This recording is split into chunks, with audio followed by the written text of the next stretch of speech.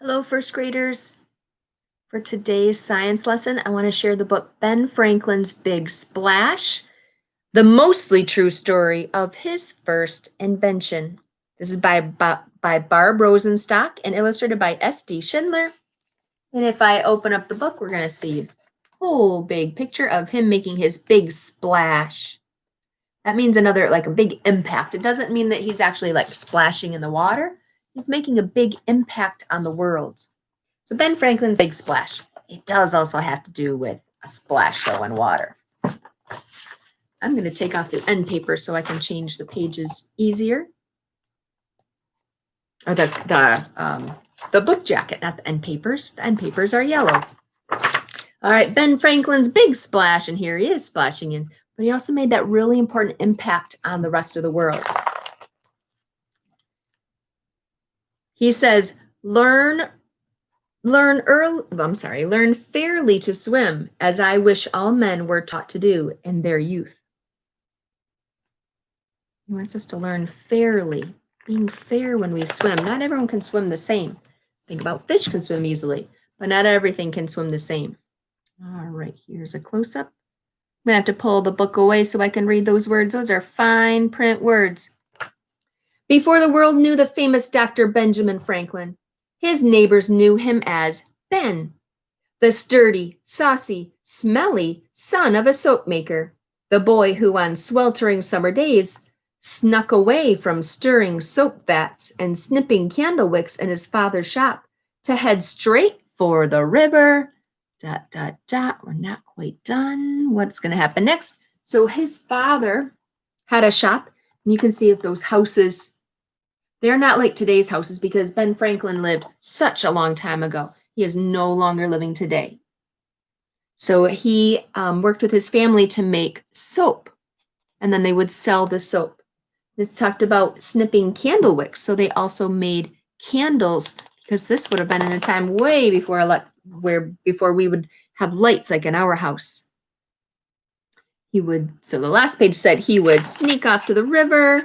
He would go straight to the river full, where he slid off his stinky shoes, stripped off his sweaty stockings, squirmed out of his sticky shirt, shed his steamy breeches, and splashed in, which made Ben a strange kid in colonial Boston. You can see these people over here, very surprised at what he is doing. In this seaside city of shipbuilders, almost no one got wet. Even sailors never learned to swim. Most people thought swimming would make you sick. Here he is here. So they're very surprised to see him go into the water because that wasn't something they did back then. Start on this page here. Still, Ben swam as often as possible. He stood on his hands and shot his feet into the air. He slipped like an otter. There's that otter. And sloshed like a turtle. Squirting, spurting, and spouting, making a water spout come out of his mouth. Ben never got sick. Swimming only made him stronger and significantly less smelly. He would have lived in a time when they wouldn't have taken a lot of baths or showers like we do today because they didn't have bathtubs and showers in their houses. I'm going to read this page next. Ben spent hours soaking, asking himself big questions. Will I always work at the shop? Should I run away to sea? How can the sixth son of a soap maker find success? And small ones. These are small questions. Why can't I swim like a fish? It seems simpler to start with the smaller question. So he had big questions about his life.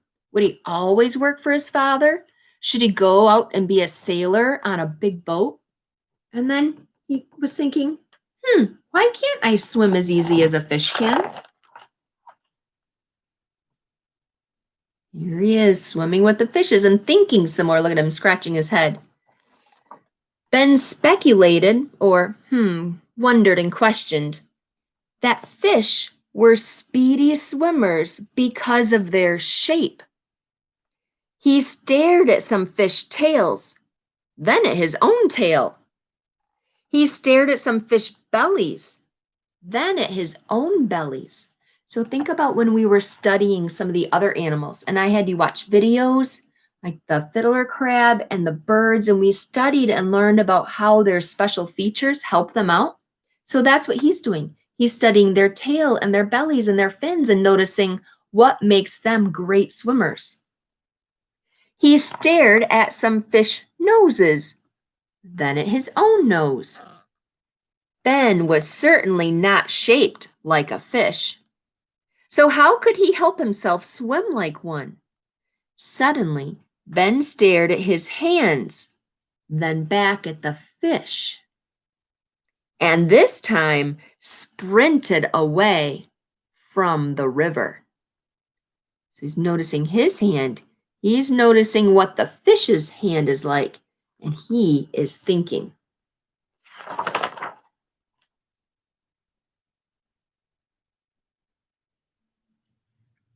Back at the shop, step by step, he sketched the possibilities.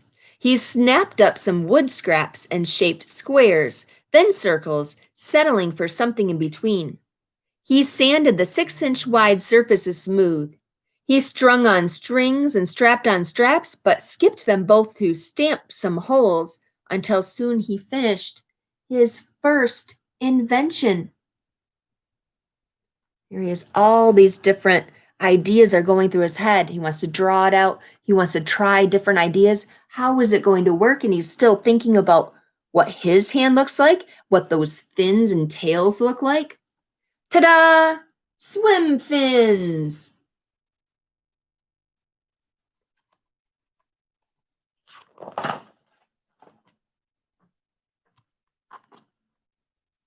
Ben sprinted to the river, stood on the bank, stripped off his clothes, stuck his thumbs in the holes.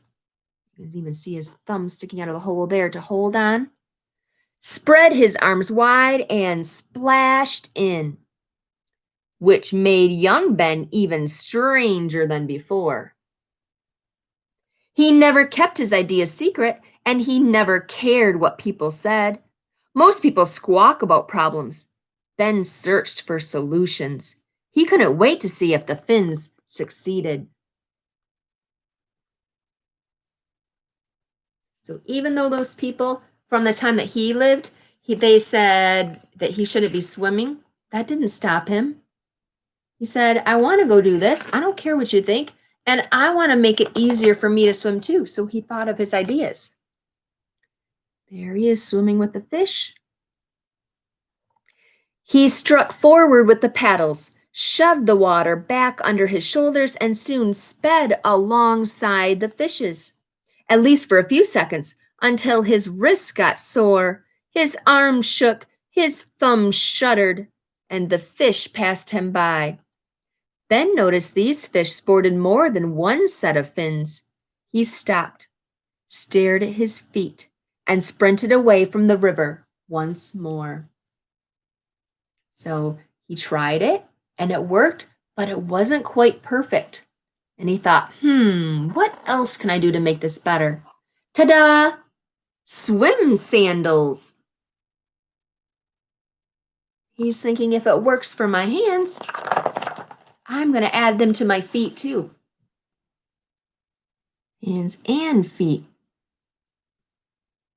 Ben sprinted straight to the river, stood on the bank, stripped off his clothes, strapped his feet into the sandals, stuck his thumbs back on the swim fins, spread his arms wide, stomped his feet, and splashed in. Do you think it's going to work? Also, since many people didn't swim back then, they didn't have swimsuits like we have today. That's why he's just taking his clothes off. The problems surprised him. The sandals slipped off his soles. His wrists still got sore, and no matter how hard he swatted and swashed, He swam slower and slower until he almost sunk. So his uh, swim sandals didn't stay on. His wrists were sore from wearing the ones on his hands. Not quite perfect yet.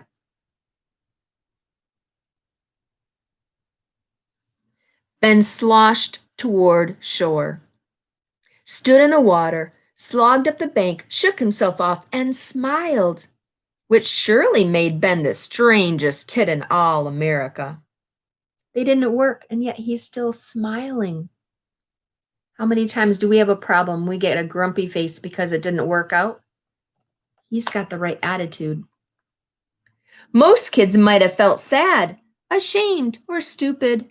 Instead, this smart, stubborn, sensible son of a soap maker simply thought he'd made a mistake and wouldn't stop seeking, studying, and struggling until he succeeded. Never give up was his thoughts. And though, let me show you the picture first. And though he didn't call himself one yet, that was the day Ben Franklin became a scientist, who soon enough made a bigger splash, solving big problems. Ben Franklin is very famous for flying a kite in a storm where there was lightning and putting a key on the end and realizing that lightning had electricity in it. His own, his neighbors, and ours. So he didn't just solve problems for himself. He was thinking of other people. So things like he founds the Library Company of Philadelphia and a Union Fire Company with the fire engine. And he worked to solve problems like he made a cartoon for politics. He invents the lightning rod, which people had put on top of their roofs, way up high. He signed the Declaration of Independence, which is very important for America. He creates design which later used on one of the very first coins, his design. He invents glass harmonica. I'm not sure what that is. Maybe an instrument? These ones, he invents the bifocals, which people still use today. It's a certain kind of glasses that people wear. He signs the U.S. Constitution, another very important thing for America. This one invents a library chair with ladders. Did you see this chair? It's got steps on it. So it's a chair that when they wanted to reach the top of the shelf, they could just step up on their chair.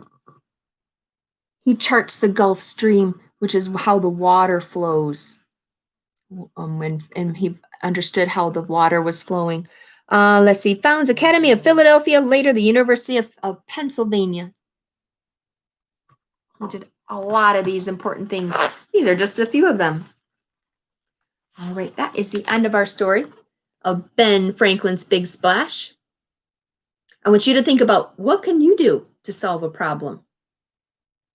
Underneath this story, there's a question like, what problem do you have? What could you invent that would solve that problem? All right, thanks for listening to my story.